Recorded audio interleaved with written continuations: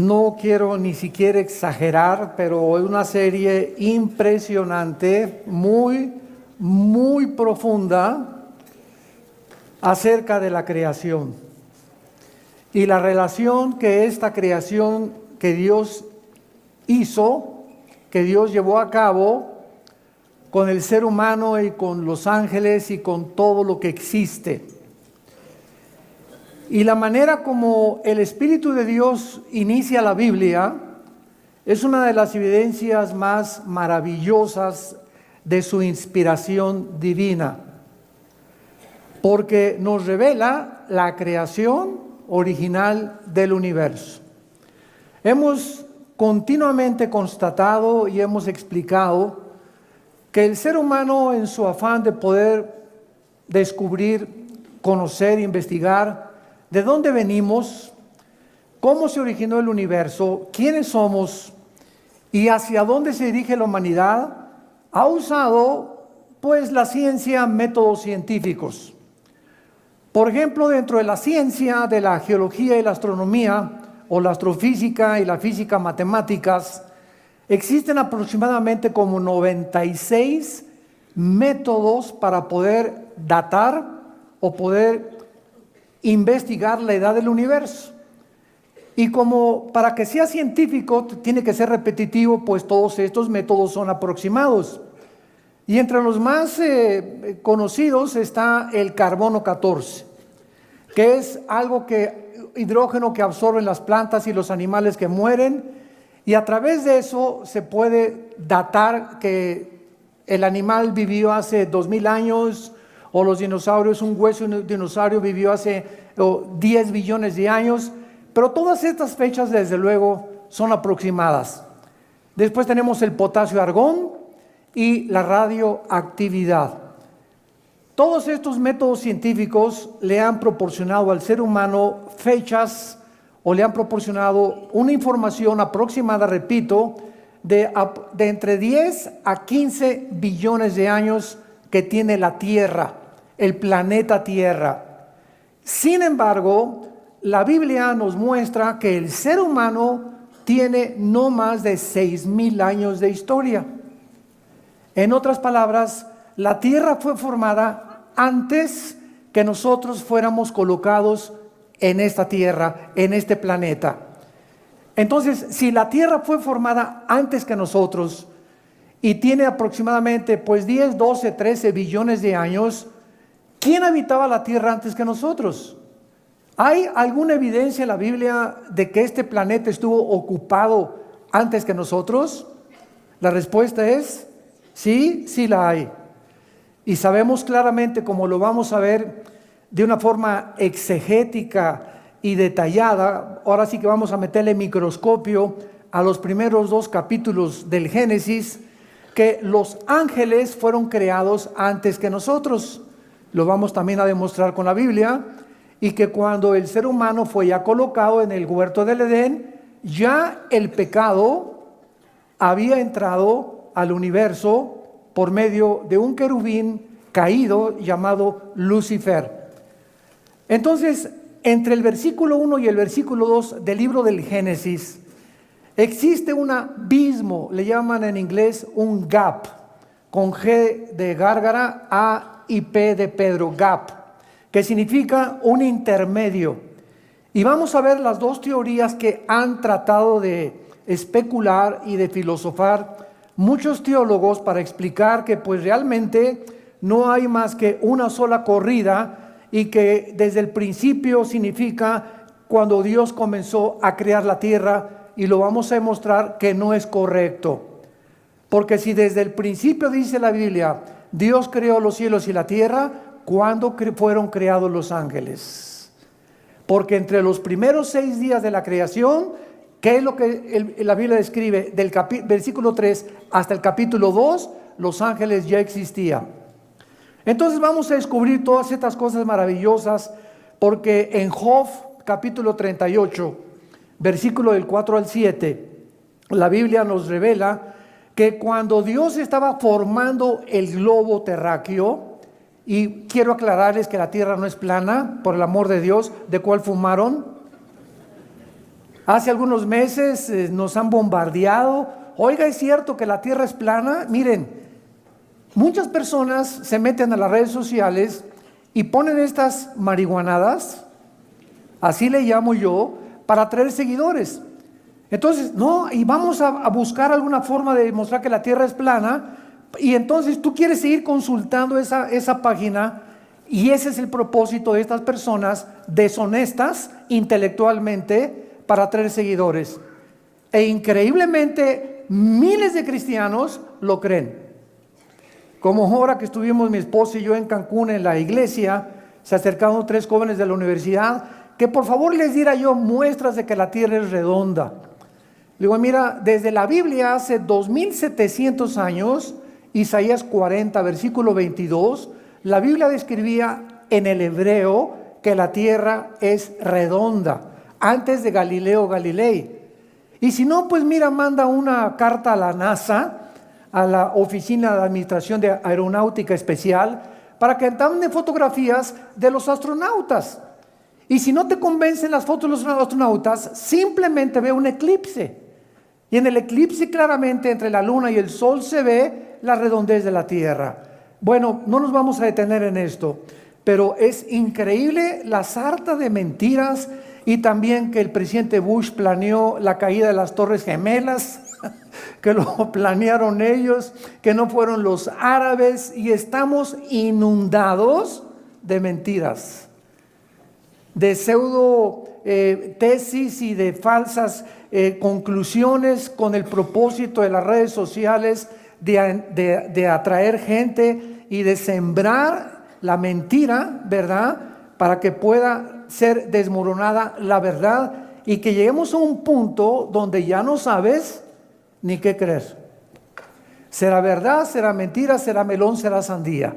Como decimos en México, para no seguirle más adelante. Entonces, tenemos que entender que tenemos la Biblia y tenemos este documento histórico, geográfico, genético, biológico, químico, matemático, poético, literario, donde podemos poner nuestra atención en medio de tantas tinieblas. Como dice 2 de Pedro 1, 19 y 20, tenemos la palabra profética más segura, a la cual haríamos bien en estar atentos como a una antorcha que alumbra. Ya no te metas a internet, no te metas a las redes sociales, comienza seriamente a estudiar este libro y vas a conocer la verdad, y la verdad te va a hacer libre. Esta es la tercera conferencia de esta serie que se llama La creación de Dios, o La creación y Dios. Esta es la tercera conferencia, les recomiendo las primeras 2, examinamos bastante acerca de todo lo que estoy desarrollando ahorita, pero vemos también en Job 38, 4 al 7, que cuando Dios estaba formando la tierra y estaba el globo terráqueo, dice la Biblia que Dios le puso medidas. Dios es un arquitecto, y Dios cuando hizo el planeta Tierra dijo, ¡bu! Que aparezca un globo por ahí flotando en el espacio, ¡bu! Que aparezca un sol. Todo en el universo tiene medidas, y esto es increíble. Y todo en el universo tiene un diseño y una afinación. Es como exactamente lo que se llama la irreducibilidad compleja. ¿Qué significa esto? Si yo tengo un motor de un coche y me doy cuenta que el carro no arranca, entonces tiene un motor de gasolina, tiene pistones, tiene bujías, tiene diferentes cosas que todas en conjunto tienen que trabajar para que el carro arranque. Y basta un alambrito en mi batería que esté desconectado para que nada de lo demás que está diseñado por los ingenieros funcione en mi máquina y en el motor de mi carro. Un solo alambrito o una sola basura en el motor de gasolina va a impedir que el carro funcione adecuadamente. Entonces, esto es lo que se llama irreducibilidad compleja. Una trampa de ratones está formada por 3 o 4 alambres de acero, y una tiene que estar así, otros tienen que tener un resorte, que es la que hace cuando se come el queso el ratón que caiga, y un solo alambrito de la trampa que no funcione impide que el demás mecanismo no funcione tampoco. Irreducibilidad compleja. Entonces, si el universo está perfectamente bien afinado y no le falta ningún cable y fue diseñado para que trabajara en conjunto, vemos detrás, damas y caballeros, una inteligencia, vemos un diseño. Entonces la Tierra fue formada de tal manera y de tal tamaño y de tales medidas para que exactamente girara sobre su eje con una inclinación de 23 grados y medio y se trasladara alrededor del Sol en 365 días a la distancia exacta del Sol, para que cuando la Tierra le diera vuelta al Sol pudiera haber la vida. Y para que tú y yo pudiéramos habitar este planeta, tenía que ser preparado este planeta para que la vida de nosotros pudiera ser posible. Cuando yo hago esto en la mañana y tú también, y respiro, ¿qué estamos respirando? Estamos respirando un aproximado de 88% de hidrógeno, que es el elemento que más compone el universo entero, con una mezcla de oxígeno y ciertos gases. Si en 1% de este hidrógeno que recibimos o de oxígeno faltara, tú y yo nos podríamos intoxicar y ahogar. Así que de la atmósfera terrestre hacia abajo, la cantidad y la mezcla del oxígeno con el hidrógeno ha sido diseñado y proporcionado por el Creador del universo. Si la Tierra girara más rápido de lo que gira sobre su eje y la Tierra no hiciera este movimiento ni la distancia con el Sol, no sería posible la vida. Mercurio, que está delante de nosotros, Marte, que está atrás de nosotros, y los demás planetas tienen otro movimiento y tienen una atmósfera que es casi 1000 veces más tóxica que la del planeta Tierra. Entonces, por todos lados nos damos cuenta que los cielos cuentan la gloria de Dios. Salmo 19. Y un día emite sabiduría a otro día. Cada día amanece y vemos la puesta del sol salir allá en el horizonte y nos damos cuenta cómo ilumina todo el universo y nos quedamos extasiados con los colores, las mezclas, el color que tienen las flores, las azucenas, los alelíes, las rosas que no han podido ser imitados por los mejores diseñadores, y nos damos cuenta el colorido de un pavo real. Qué perfección y qué combinación tan increíble de colores, y la cabeza anaranjada con amarillo, con café, combinando todos perfectamente bien. Y por todos lados, cuando tú eres cristiano, Dios te abre los ojos para que admires y bendigas al Creador. Y no te levantes nada más en la mañana con tu cafecito, ¿verdad? Y no ves nada, ni la puesta del sol, ni el jardín, ni los pajaritos cantar, porque así vive la gente en un planeta. Van a Acapulco y de la borrachera que se pusieron no disfrutaron ni la playa. Es increíble que hasta que nosotros tenemos los ojos abiertos, vemos la verdadera creación de Dios. Ahora, muy bien, todos sabemos que cuando la Biblia dice, en el principio creó Dios los cielos y la tierra, nos damos cuenta que en el original hebreo son 7 palabras.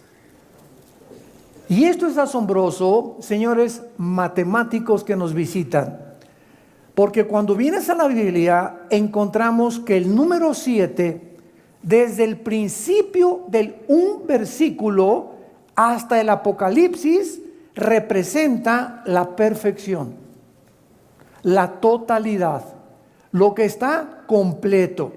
Y por eso llegamos al Apocalipsis: 7 espíritus, 7 sellos, 7 copas, 7 juicios, etcétera, etcétera. El 7 inunda, prevalece en los 66 libros de la Biblia con un propósito. Dios pone detrás de los números, que se llama en la Biblia gematría, con G de gárgara, gematría o gematría, un significado detrás de cada letra. Entonces escuchen lo que dice en el hebreo el primer versículo: Bereshit Elohim bara et samayim et eretz. Bereshit Elohim bara et samayim et eretz. En el principio Dios creó los cielos y la tierra. Son 7 palabras. Y en medio de esta palabra hay un símbolo de un menorá. ¿Cuál es el menorá? Es el símbolo que nosotros hemos adoptado como nuestros logos en Vida Nueva para el Mundo. Un menorá. ¿Qué es un menorá? Es un candelero con 7 ramitas. Y este candelero aparece al terminar la Biblia, otra vez, en el primer versículo de la Biblia está escondido en las letras hebreas, y aparece al final de la Biblia, y entonces a Jesús se le ve detrás de los 7 del menorá, que es el candelero, no candelabro. Candelabros son los que están colgados por todos lados. Es el candelero, menorá en el hebreo. Entonces a Jesús se le ve detrás del candelero y son 1, 2, 3, 4, 5, 6, 7. ¿Por qué? Muy bien. Jesús está en medio del candelero. Hay 3 ramas a la izquierda y 3 ramas a la derecha. ¿Qué significa esto? El 6, que son 3 a la izquierda y 3 a la derecha, es el número de nosotros. En la Biblia el 6 es el número del hombre, porque en el 6º día fuimos creados. Y cuando Jesús está en medio de nosotros, estamos completos. Si Jesús no está en tu vida, eres el número 6. Y espérate a llegar al 666. Ahora lo entiende por qué es el 666 el número de Satanás. Porque es el número del hombre elevado al 3, que es la deidad o la Trinidad. Eso lo vamos a ver mucho después. Entonces, qué maravilloso es el ser humano cuando entra Jesucristo a nuestra vida, y ahí comenzamos en el verdadero camino hacia la perfección. Porque sin Jesús, como dijo él hace 2000 años, puedes ganar el mundo y perder tu alma. Si tú te mueres y fuiste presidente de la República, fuiste Miss Belleza Latina, el cantante de los cantantes, y si tú mueres sin Jesús, naciste en tinieblas, viviste en las tinieblas y regresas a las tinieblas. O sea, tu vida no tuvo ningún significado ni ningún propósito y fuiste exactamente igual que una vaca o que un burro. ¿Qué me está usted diciendo, burro, hermano? Mira, la Biblia dice que los burros y las vacas se levantan y comen pasto. Todo el día están comiendo, trabajan, comen y duermen. Se levantan, comen, trabajan y duermen. Así es la vida. Dice la Biblia, no lo digo yo, en los Salmos, del ser humano que no conoce a Dios. En nada se diferencia de los animales. Te levantas corriendo a hacer el desayuno, te vas a trabajar, regresas y comes y duermes. Y así pasa tu vida, y toda tu vida, tu mente giró alrededor. Cómo hacer más dinero, cómo mantenerme en el trabajo, estresado, preocupaciones, hacia adelante, sin esperanza, y así te entierran. Y nunca pudiste conocer la razón por la cual naciste, por la cual viviste. De filosofía en filosofía, de botella en botella, de droga en droga, de mujer en mujer, de hombre en hombre, 3, 4, 5 divorcios, etcétera, etcétera, porque el hombre, dice la Biblia, buscando sin encontrar. Siempre están investigando y nunca llegan al conocimiento de la verdad, porque la verdad se encuentra en Jesús. Muy bien, en este principio también que dice la Biblia, en el principio creó Dios los cielos y la tierra. Esto es increíble porque a través de la ciencia pues ha tratado, repito, de investigar el origen de la creación, y pues calcularon que el universo comenzó con el Big Bang, la gran explosión. Y de una explosión el universo surgió. Esta es la teoría que existe en tu escuela y los astrónomos, porque también los científicos tienen que inventar. Cuando no se puede demostrar en un laboratorio, porque para que sea científico tiene que ser repetitivo y analizarse en un tubo de ensayo o ser demostrable, ¿verdad? Esto se llama en la filosofía el empirismo. Yo no puedo creer, dice un científico ateo, lo que no veo, lo que no oigo, lo que no huelo, lo que no gusto, ni lo que yo tacto, ni lo que yo toco con mis 5 sentidos. Entonces, el científico ateo está encerrado en una cárcel, porque para él no existe nada más que lo que ve, lo que oye y lo que siente o lo que gusta o lo que toca, sin darse cuenta que hay un mundo que nos rodea, que existió antes que nosotros, que fue creado antes que nosotros y que la Biblia dice que es más importante y es primero que nosotros. Por ejemplo, en Hebreos 11, versículo 3, dice la Biblia: por la fe entendemos haber sido constituido el universo por la palabra de Dios. Escucha, de modo que lo que se ve fue hecho de lo que no se veía. En otras palabras, lo que no alcanzamos a ver, ni a sentir, ni a gustar, que es la defensa de los ateos, eso que ellos niegan es más real que el mundo físico material en el cual tú y yo vivimos. Ahora, ¿por qué es más físico y por qué dice la Biblia que fue hecho lo que vemos de lo que no se veía? Porque lo que no se veía fue antes que nosotros y lo que no se veía va a ser eterno. Entonces Jesús entra aquí al mundo y baja al mundo a darnos la comunicación con el mundo que no podemos nosotros percibir con los 5 sentidos, comunicarnos con ese mundo que nos rodea a través de la oración. A través de la oración. Cuando un cristiano comienza a orar, rompe la barrera del sonido, de la fe, rompe la barrera de las 4 dimensiones en las que vivimos, y la oración nos introduce a ese mundo que nos rodea, y la oración comienza a movilizar el mundo que no lo podemos ver, que está poblado de millones de ángeles, y la oración hace que Dios entre en acción también. Porque lo que mueve a Dios es la oración, así lo determinó Él. En su soberanía Dios escogió que Él va a actuar en tu vida a través de la oración. Y si tú no oras, como dice en Santiago capítulo 4, no tenéis porque no pedís. Y no tienes por qué pedir porque no conoces a Dios y no sabes qué pedís. Qué importante es por eso conocer la Biblia. Porque al conocer la Biblia y la doctrina de la Biblia, comenzamos a conocer qué quiere Dios para nuestras vidas, qué nos va a contestar Dios, qué no nos va a contestar Dios, y no tenemos que frustrarnos porque pues Dios no me contesta mis oraciones.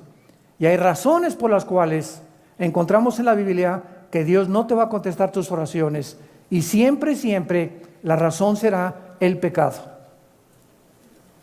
Un pecado no confesado detiene inmediatamente la acción de Dios en nuestras vidas.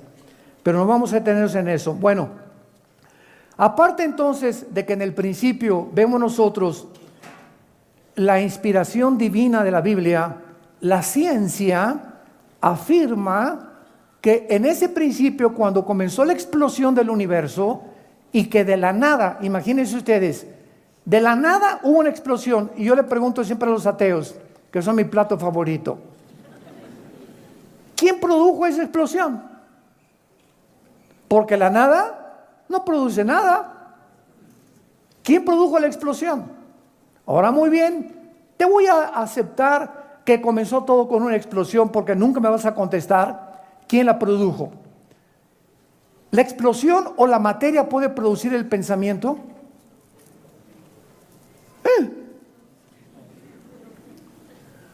¿Puede producir la conciencia?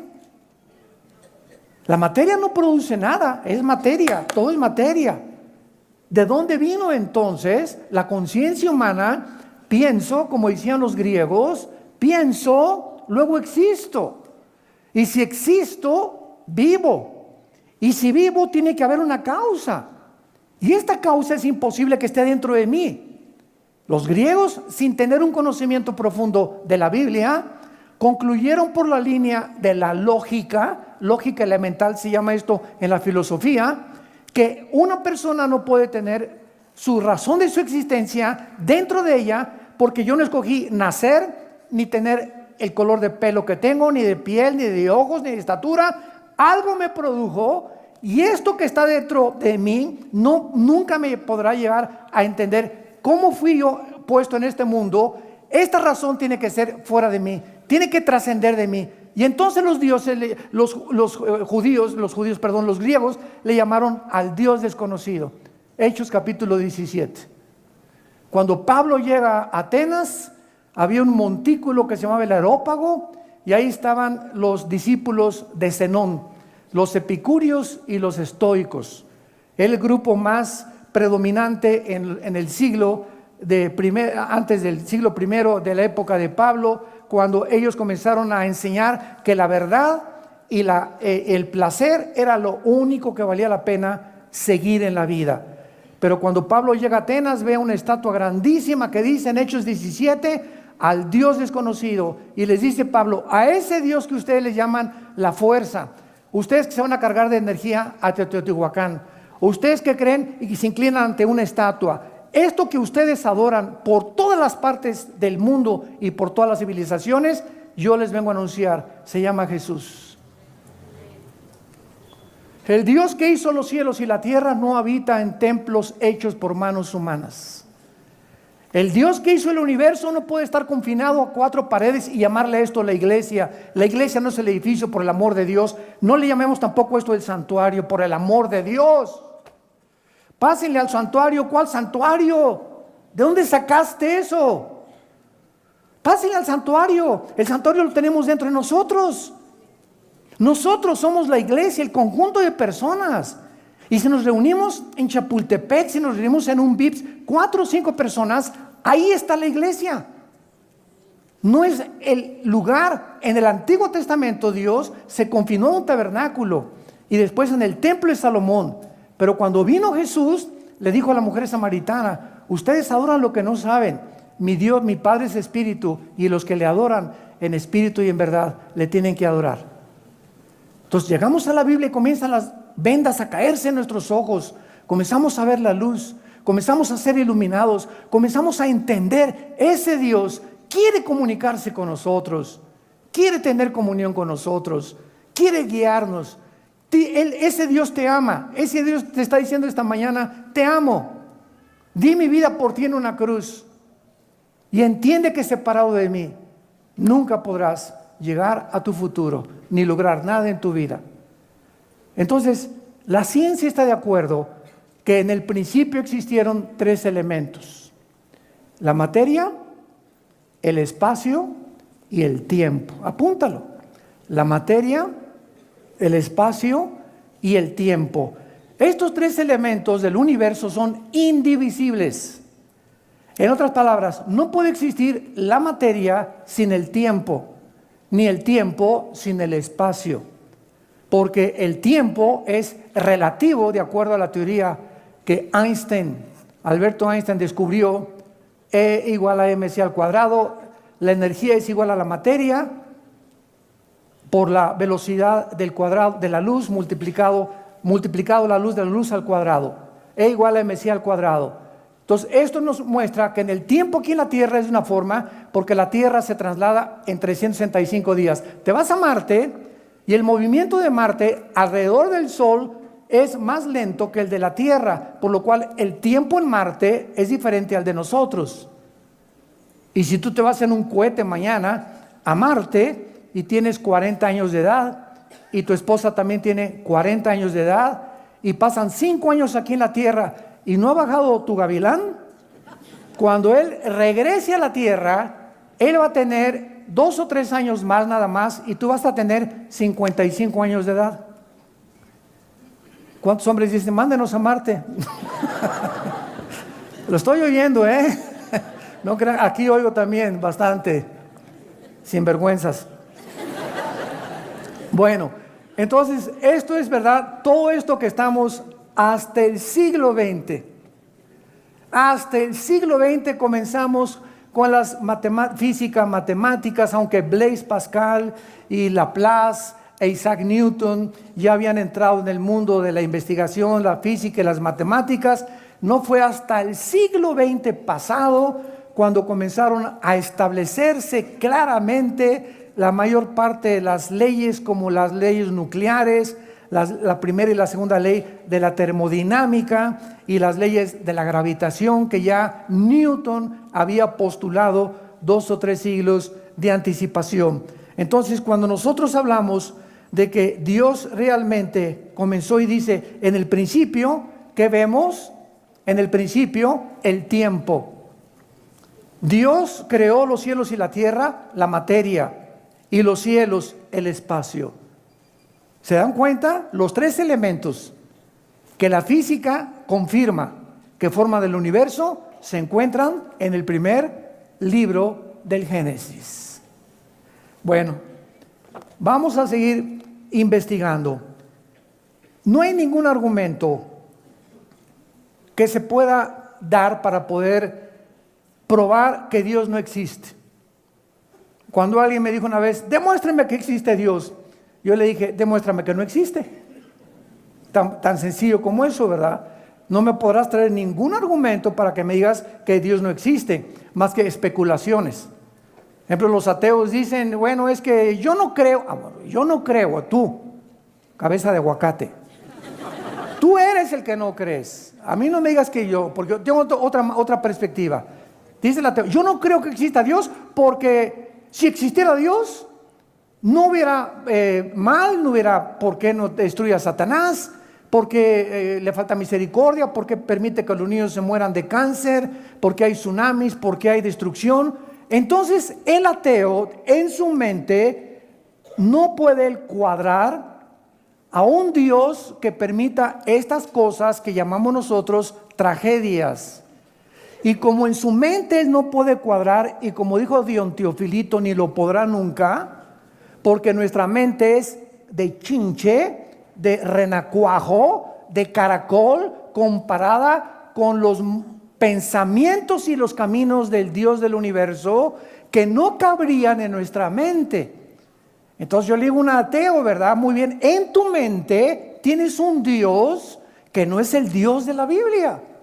Porque entonces ese Dios que tú quieres que exista no debió haber permitido que el mal entrara al universo. ¿Correcto? Me contesta el ateo, amén, amén, amén. Yo, fíjate tu posición. Entonces tú estás pensando que si tú fueras Dios, serías más sabio que el Dios de la Biblia. Tú ahorita no entiendes por qué Él ha permitido eso. Y tu posición es la de, mira Dios, tú el Dios de la Biblia, bájate de ahí y te me sientas aquí. Yo soy el abogado que te voy a comenzar a acusar. A ver, contéstame, ¿por qué permitiste los tsunamis? ¿Por qué permitiste estas cosas? Etcétera, etcétera.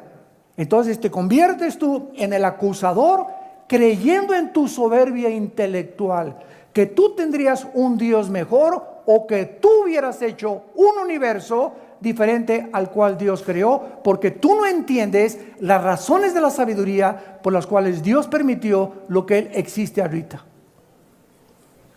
¿Cómo puedes atreverte a creer que tú eres más sabio que Dios? Ahora fíjate la posición honesta de un ateo, que ya los ateos ya casi no existen. La posición más honesta, intelectual y filosóficamente es la de una persona escéptica o un poco agnóstica. Agnóstico, sin conocimiento. Una posición honesta es la siguiente: yo no sé por qué existen todas estas cosas. Yo no entiendo por qué pasan todas estas cosas. Oh Dios, si tú existes, yo te pido, Señor, que me hagas entender la razón que se encuentra detrás, porque estoy como un niño de 3 o 4 años que cuando su papá le hace pau, pau, pau, el niño percibe que las nalgadas es un símbolo que el papá no lo quiere. Sin saber el niño, por su limitación intelectual, que el pau, pau, pau forma parte también del amor. Porque el que detiene el castigo a su hijo aborrece. dice Salomón en Proverbios. Si yo tuviera un oso que se cae en una trampa, un oso, y el oso supiera que lo que estoy tratando de hacer es sacarlo de la trampa, no me arañaría, ni tampoco me daría zarpazos ni mordidas, porque en su mente no entiende que le quiero hacer un bien a ese oso. Entonces él va a comenzar a hacerme así, y si él entendía que mi propósito es sacarlo de ahí, se dejaría mansamente sacar de la trampa. Y así somos nosotros también. Estamos en un mundo completamente limitado, intelectual y finitamente en nuestra capacidad de pensamiento. Y como no entendemos por qué hay muchas cosas que permite Dios, yo no puedo concluir. Como yo no lo entiendo, concluyo, no existe Dios. Eso no es honesto filosóficamente en el ateísmo. Más bien, Señor, te pido que tú me enseñes por qué permite estas cosas si existes. Esta fue la posición a la que yo llegué hace 43 años. Yo peleaba con estos pensamientos. Y cuando mi hermano Alejandro me comenzó a compartir a Jesucristo, los amenacé de muerte. Yo traía una pistola 9 milímetros aquí detrás de mi cinturón desde los 14, 15 años de edad. Anduve armado. Y ya estaba con mis pensamientos de revolución social y Tlatelolco y por aquí, por allá, el comunismo, dialéctica materialista, el Che Guevara, bla, bla, bla, bla, bla, bla. Y cuando me hablan de Cristo, yo los amenazo y les digo, saqué la pistola un día y se la puse en la cabeza y le dije, tú me hablas de este Cristo, yo te mato. A mí no me vengan con esas tonterías. Él fue un gran iluminado, fue un gran revolucionario, etcétera, etcétera, etcétera. Y entonces leí 1 Corintios 1, del 21 en adelante. Y le hacía estas preguntas al grupo de cristianos que me persiguía tratando de convertirme al cristianismo. Y entonces leí ahí que la Biblia decía, porque lo necio de Dios, lo que a nosotros nos parece una necedad y una estupidez, es la sabiduría de Dios. Y lo débil de Dios, ese hombre que en la cruz murió sin que los dioses, como dicen los griegos, lo ayudaran, esa debilidad, y ese hombre en la cruz era la fuerza de Dios. Y Dios lo hizo a propósito para poder destruir nuestra sabiduría. Para que a través de nuestras conceptualizaciones y de nuestras resoluciones disque filosóficas, nunca encontráramos a Dios si Él no bajaba del cielo y nos revelaba quién es Él. Y eso fue lo que me cimbró y me puso en una posición de balance. ¿Qué estoy haciendo? Creyéndome yo que soy más inteligente que un Dios, creyendo que algún ser humano tiene la solución para la pobreza, para la injusticia, para la falta de paz en el mundo, para las enfermedades. Creemos que dentro de nosotros podemos resolver problemas que van más allá de la capacidad que tenemos como humanos para resolverlos. ¡Cuánto orgullo! Comencé a decir en mi vida, ¡cuánto orgullo! ¡Qué orgulloso soy! ¡Qué soberbia intelectual! ¡Qué Friedrich Nietzsche, ni qué 8 cuartos! ¡Qué Jean-Paul Sartre, ni qué Bertrand Russell, ni qué Sigmund Freud, ni qué Carlos Marx! Todos eran hombres como tú y como yo. Jesús dijo, yo soy el camino, la verdad y la vida. Y caí de rodillas, hincado, reconociendo mi soberbia intelectual y la tontería de creer que algún día yo pudiera encontrar las respuestas. Si Él no bajaba del cielo, entraba a mi vida y me decía quién es Él. Y me mostraba hacia dónde podíamos caminar. Cuando Jesús moría en la cruz, había 2 grupos de personas, los religiosos y los griegos. Ahí estaban en la cruz, los religiosos y los griegos. Los religiosos, de acuerdo a su teología, ese hombre en la cruz no podía ser el Mesías. ¿Por qué?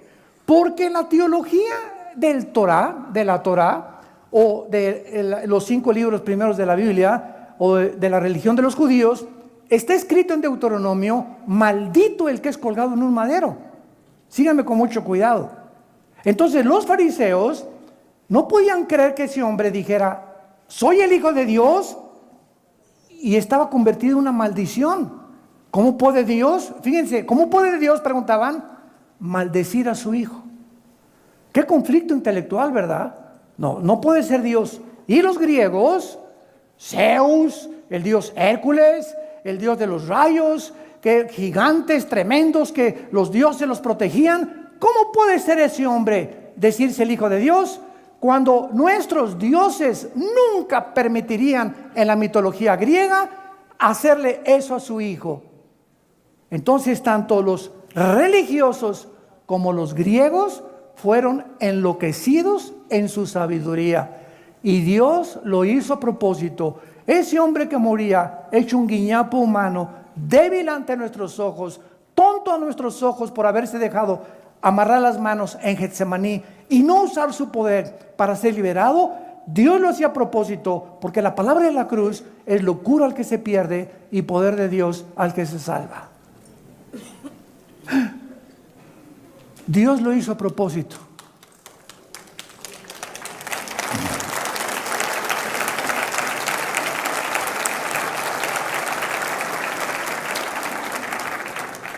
Este primer versículo de la Biblia refuta completamente el ateísmo porque postula la existencia de un Dios. Refuta el materialismo porque es Dios quien creó la materia. La materia no entró en el espacio sin nada, sin que nada la produjera. Refuta el panteísmo porque el panteísmo enseña, como los gurús, tu padrino el gurú Maharaji enseñaba: yo soy Dios y el universo es Dios, todo es Dios. Dios es el universo, Dios es la materia, nosotros somos Dios, somos dioses todos. La Biblia enseña en este primer versículo que Dios está separado de su creación. No es cierto que todo sea Dios y que Dios sea todo. Eso se llama el panteísmo. Y en cuarto lugar, refuta la evolución, porque no somos el resultado de una evolución fortuita ni accidental de los animales, ni de una selección natural darwiniana. Si Carlos Darwin hubiera conocido el ADN que se descubre casi un siglo después de su libro El origen de las especies, el ácido desoxirribonucleico, que en 1954 se descubrió por los doctores Crick y Watson, Carlos Darwin nunca se hubiera atrevido a postular que venimos de una evolución natural. Yo no creo que haya sido tan grande soberbio Carlos Darwin. Simplemente yo leí el libro, yo lo leí 3 veces, El origen de las especies, cuando era estudiante, y simplemente él postuló, puso ahí una teoría. Él jamás ni siquiera la aceptó que era verdadera. Y por eso tú lees en el libro, chanceí, puede que, no estoy seguro, a lo mejor. O eso no es un lenguaje científico. Él simplemente estaba postulando, ¿verdad?, enseñando que era una teoría que él traía, porque no había otra forma de poder determinar por métodos científicos de dónde nosotros venimos. Ahora, muy bien, esto también es el fundamento, esto es muy importante, verdadero, de toda la verdadera teología que existe, porque todas las filosofías humanistas, vamos a diferenciar. Humanismo es diferente a humanitarismo. Es importante definir términos cuando hablamos. El humanismo es la filosofía que enseña que el hombre es la corona de la creación, que el hombre va a encontrar dentro del hombre la respuesta de por qué estamos aquí, de dónde venimos, a dónde nos vamos. El hombre tiene la capacidad de resolver la pobreza, la injusticia y la falta de paz. Esto se llama humanismo. Cuando alguien, un gobernante, un juez, un diputado, un teólogo, un filósofo comienzan a enseñar que nosotros podemos resolver los problemas de la humanidad, esa persona la puedes clasificar como un humanista. El humanitarismo es la compasión por los humanos, que es otra cosa. No confundas la magnesia con la gimnasia. Es completamente diferente. Una persona humanitaria es una persona que se compadece y se identifica con el dolor y el sufrimiento de los humanos. Eso es muy diferente. Muy bien. Entonces, esto es el fundamento de la teología, porque los humanistas comienzan con el hombre como el amo de la creación. El hombre es la corona de la creación. El hombre va a conquistar el mundo. El hombre va a llegar a la época de Acuario. El hombre esto, el mundo va a mejorar. Eso es el humanismo. Y nos damos cuenta que la misma experiencia en el siglo XXI, donde nos encontramos, estamos al borde de una tercera Guerra Mundial. Antier aterrizaron 2 aviones Hércules con más de 12 nucleares explosivos en Venezuela. Ya Putin está en Venezuela. Desde luego que Irán le acompaña con el grupo terrorista Hezbollah, porque Irán sostiene y mantiene al grupo terrorista más grande del universo, Hezbollah, desde hace más de 25 años. Ahí se encuentran ya, por la paranoia de este señor, ¿verdad?, de que dice que lo quieren matar. Pero ahí está la presencia ya, y no son juguetes, no son juguetes. Ya en Sudamérica se encuentra la presencia rusa, con el propósito de pasar la Navidad, jingle bells, para nada, ni van a cantar Noche de Paz tampoco. Estamos nosotros ante una filosofía que es verdadera como Dios, el creador, el diseñador, el legislador y el sustentador del universo. Veamos lo que dice en Isaías capítulo 40, versículos 26 y 28, la Biblia, acerca del Dios de la Biblia. Isaías 40, 26 y 28. Levanten en alto vuestros ojos, nos manda Dios, y miren quién creó estas cosas. Él saca y cuenta su ejército. Está hablando de las estrellas. A todas llama por sus nombres. Ninguna faltará. Tal es la grandeza de su fuerza y el poder de su dominio. Este Dios, para que se te fundan los fusibles, este Dios, cada estrella de los billones que existen en el universo, les ha puesto nombre. Cuando vas a la peluquería, Dios sabe cuántos pelos te cortó el peluquero y cuántos te quedan en la cabeza. Cuando vas caminando por alguna calle y matas una hormiguita o matas una cucaracha en tu casa, Dios sabe que ese insecto dejó de existir.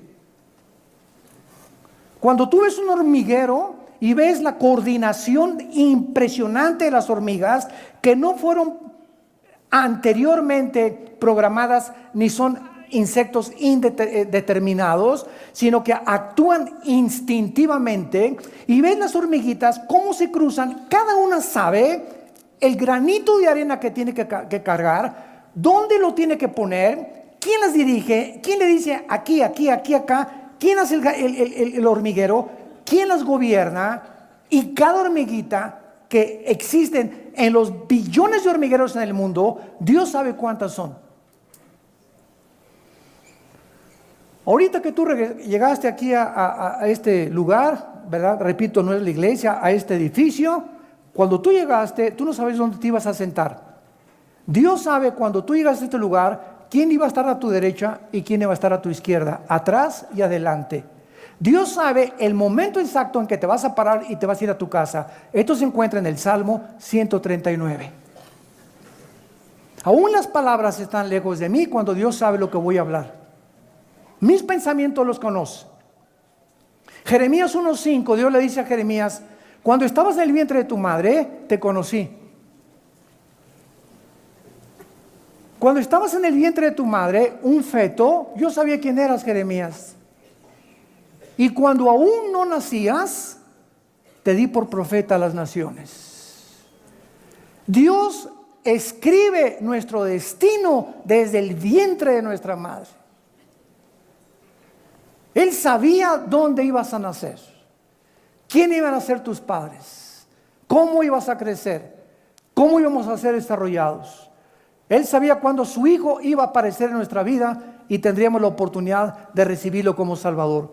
Y desde ese momento en adelante ya nos hace responsables de la información y del conocimiento que tenemos de sus verdades. Mira las estrellas y cuéntalas, son incalculables, yo las conozco todas, dice Dios. Dice el versículo 28 del mismo capítulo: ¿no has sabido, no has oído que el Dios eterno es Jehová, el cual creó los confines de la tierra? No desfallece ni se fatiga con cansancio, y su entendimiento no hay quien lo alcance.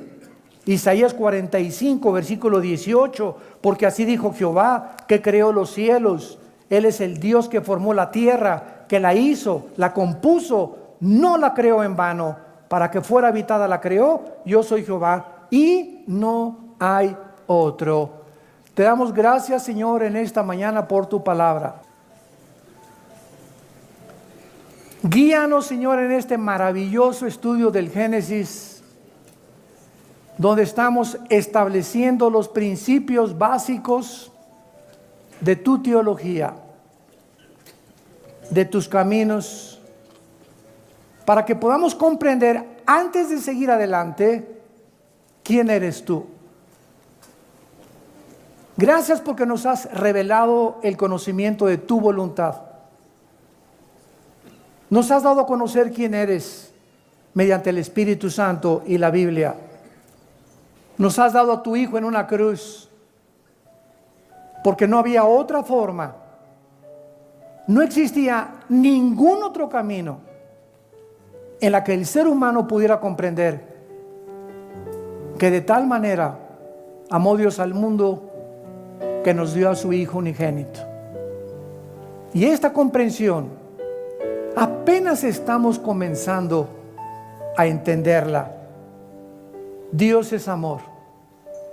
El que no conoce a Dios no puede amar como Dios ama, de una forma incondicional.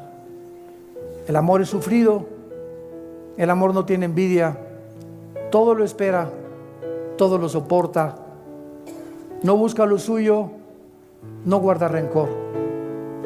El amor es la virtud más grande de Dios, porque en esa cruz Dios nos dijo que nos amaba, que nos sigue amando, y cuando tengamos dudas de que Él no existe, simplemente recordemos la cruz de Cristo, porque en esa cruz Dios obtuvo nuestra salvación, y lo que parecía para los hombres debilidad e incomprensión era la sabiduría de Dios escondida detrás de esa cruz y de su Hijo Jesucristo, escondida para aquellos que han alcanzado la madurez y han alcanzado la sabiduría para comprender a ese Dios incomprensible sin la Biblia y sin el Espíritu Santo.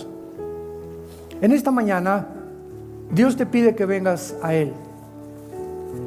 Muchos de ustedes que nos escuchan por las redes sociales lo han estado buscando. Millones de personas lo siguen buscando y siguen buscando sin encontrar. Porque Jesús dijo, el que me ve a mí, ve a Dios. Y nadie conoce a Dios sino el Hijo y aquel a quien el Hijo lo quiera revelar. ¿Quieres conocer a Dios? ¿Quieres saber por qué piensa como piensa y por qué hace lo que hace? Ven primero a su Hijo Jesucristo, porque Él es Jesús, quien el Padre escogió para que Él nos revele cómo es el Padre. ¿Qué tengo que hacer?, me preguntarás, para tener esta relación íntima con ese Dios increíblemente grande para mis pensamientos.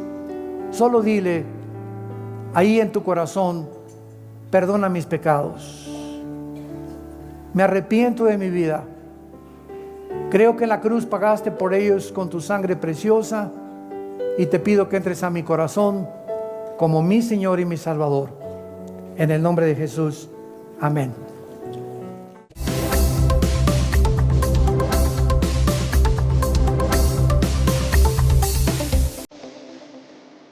Vida Nueva para el Mundo se sostiene y propaga el mensaje de salvación de Jesucristo gracias a Dios y a tus donativos. Llevemos juntos el Evangelio de Jesucristo al mundo entero.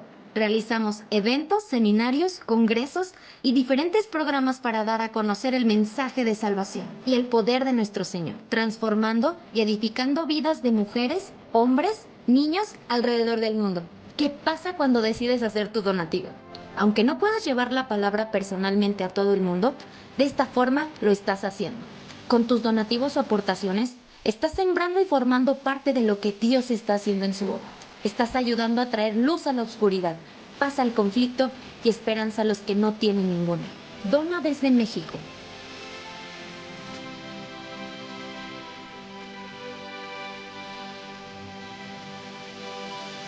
Dona desde Estados Unidos.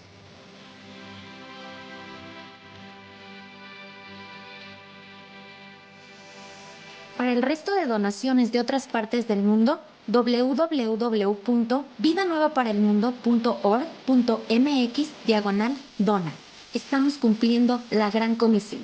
Por tanto, vayan y hagan discípulos a todas las naciones, bautizándolos en el nombre del Padre, del Hijo y del Espíritu Santo, enseñándoles que guarden todas las cosas que les he mandado. Y he aquí que yo estoy con ustedes todos los días hasta el fin del mundo.